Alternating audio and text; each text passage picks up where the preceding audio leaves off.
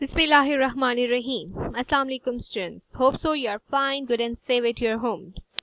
Unit number 6, Work and Energy. Today our topic is what is kinetic energy and potential energy. So moving forward, we have to know what the energy is. Basically हमने देखना है energy क्या है. तो कहता है energy is the ability to do work, कि हमें कोई भी काम करने के लिए एनर्जी चाहिए है. तो हम कहते हैं एक एबिलिटी मीन्स किसी भी काम कर कोई भी काम हम करते हैं तो जिस चीज की वजह से करते हैं that is energy. For example, a book is lying on a table. एक बुक टेबल पे पड़ी है, हमें उसे उठाना है, हम चल के उस तक जा रहे हैं. ठीक, अब चल के उस तक जाना और बुक को उठाना दोनों क्या है? एनर्जी है. हमें एनर्जी नहीं होगी तो हम नहीं ना ही चल सकेंगे ना ही बुक को उठा सकेंगे. ठीक है.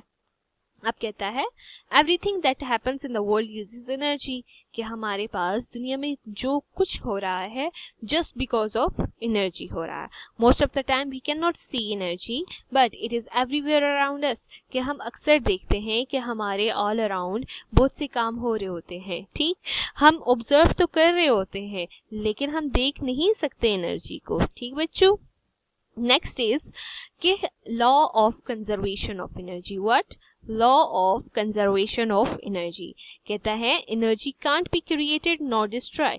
ना ही एनर्जी क्रिएट हो सकती है और ना ही डिस्ट्रॉय हो सकती है. ना हम एनर्जी को बना सकते हैं और ना इसे फना कर सकते हैं. रादर हम एनर्जी को स्टोर कर सकते हैं और हम एक फॉर्म से दूसरी फॉर्म में चेंज कर सकते हैं. ठीक बच्चों, एक फॉर्म से दूसरी फॉर्म में चेंज करने का क्या मतलब है? इलेक्ट्रिकल एनर्जी आती है, बिजली आती है, आगे हमारा फैन चलता है.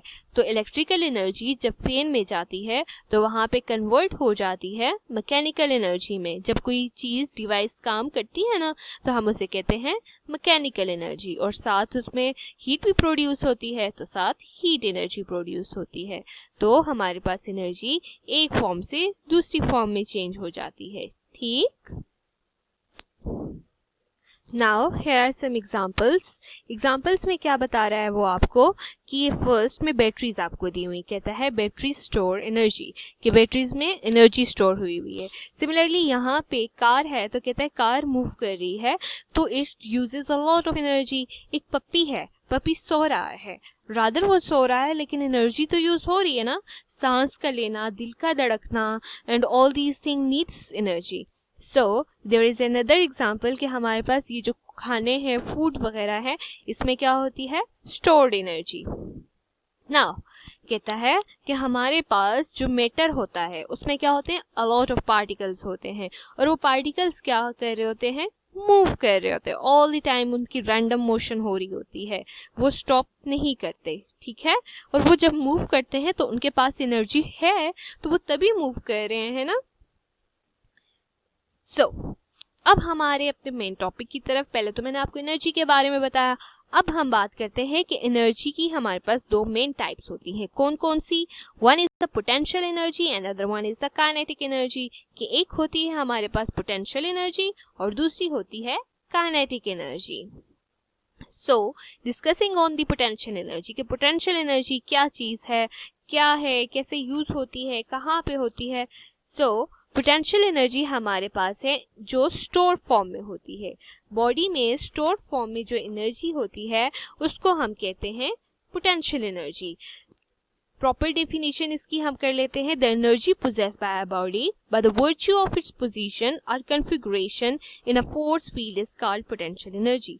कि बॉडी के पास एनर्जी हो अपनी पोजीशन की वजह से, कि उसकी पोजीशन क्या है, उसे क्या कहते हैं? Potential energy. Potential energy simply means the energy has the ability to do something useful later on. कि अभी बॉडी रेस्ट पे है, लेटर ऑन इसमें एनर्जी है कि ये कुछ काम कर सकती है. मींस दैट पोटेंशियल एनर्जी हमारे पास बॉडी में तब होती है जब वो रेस्ट की कंडीशन में होती है. जब वो रेस्ट की कंडीशन में होगी कोई भी बॉडी, हम कहेंगे the body possesses potential energy. ठीक बच्चों. अब हमारे पास पोटेंशियल एनर्जी का फॉरवर्ड जाते हैं. एग्जाम्पल्स देखते हैं तो क्या कहता है? Stretch driver.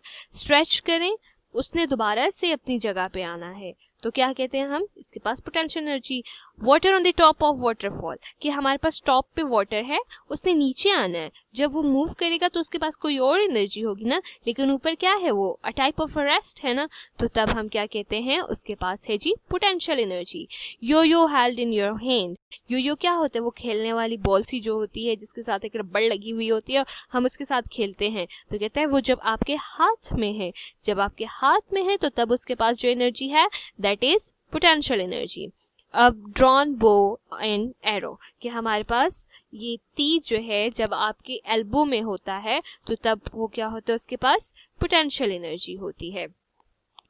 अब बच्चों, आपकी पोटेंशियल एनर्जी की मैथमेटिकल फॉर्म क्या है, E is equals to mgh. What? mgh. M is for the mass, G is for the gravity and H is for the height. कि हमारे पास पोटेंशियल एनर्जी डिपेंड करती है कि बॉडी कितनी भारी है, उसका मास कितना ज़्यादा या कितना कम है, ग्रेविटी पे और उसकी हाइट पे, कि वो कितनी ऊंचाई पे है। ठीक, the higher an object the more potential energy, कि बॉडी जितनी ज़्यादा हाइट पे होगी, हमने कहा ना mgh, h की वैल्यू जितनी ज़्यादा होगी उतनी ज़्यादा बॉडी के पास पोटेंशियल एनर्जी होगी। The more the mass an object has more potential energy. Similarly हमारे पास mgh में g तो कांस्टेंट है, h और m वेरी करते हैं, तो दोनों जितने ज़्यादा होंगे उतनी ज़्यादा पोटेंशियल एनर्जी होगी।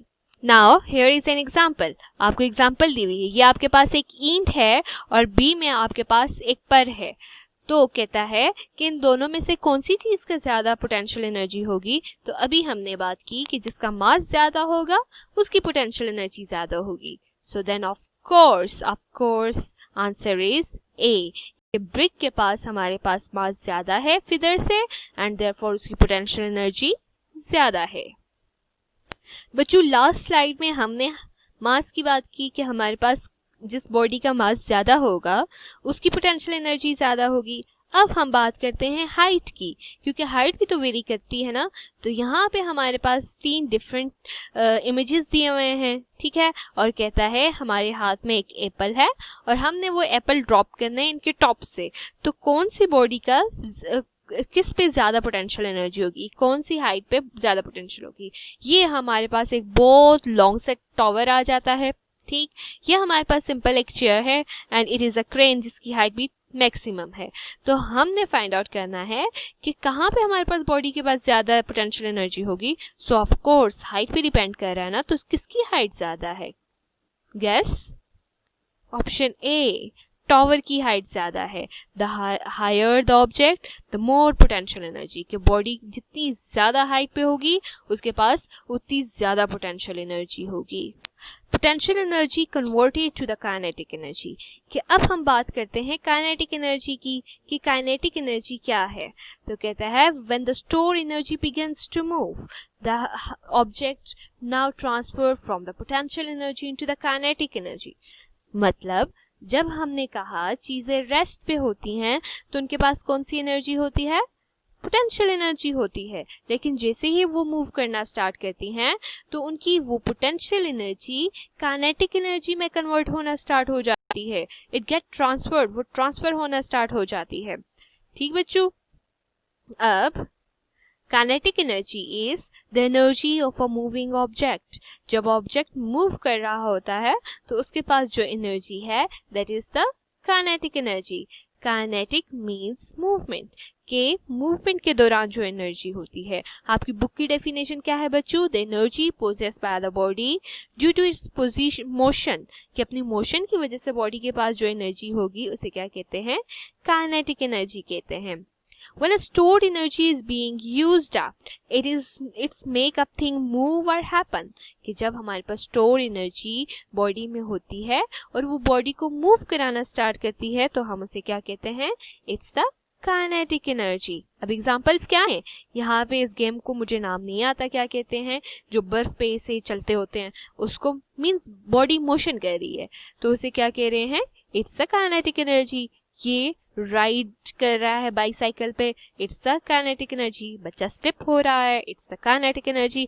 And here a man is running, it's the kinetic energy. जैसे हमारे पास फार्मूला था पोटेंशियल एनर्जी का mgh, इसी तरह हमारे पास काइनेटिक एनर्जी का फार्मूला है। काइनेटिक एनर्जी का फार्मूला क्या है बच्चों? के हम काइनेटिक एनर्जी को के ई से भी रिप्रेजेंट करते हैं और ई के नीचे सबस्क्रिप्ट में के भी लिखते हैं। इसका फार्मूला है हाफ एम वी स्क्वायर। ठीक, half M for mass, V square velocity, कि ये हमारे पास डिपेंड करता है मास पे और वेलोसिटी पे। मीन्स जितनी तेज कोई बॉडी मूव करेगी उतनी ज्यादा उसके पास काइनेटिक एनर्जी होगी। Look at your screens. The faster the object move, the more kinetic energy is produced. कि जितनी ज्यादा बॉडी फास्ट मूव करेगी उतनी ज्यादा उसके पास क्या होगी? काइनेटिक एनर्जी होगी। ठीक, the greater the mass and speed of an object, the more kinetic energy will be there. कि हमारे पास बॉडी का जितना मास ज्यादा होगा और जितनी उसकी स्पीड ज्यादा होगी उतनी ही उसकी काइनेटिक एनर्जी ज्यादा होगी। क्लियर? लास्ट स्लाइड में हमने बात की स्पीड के हवाले से। हमें पता है दो चीजों पे डिपेंड करती है ना, किस पे?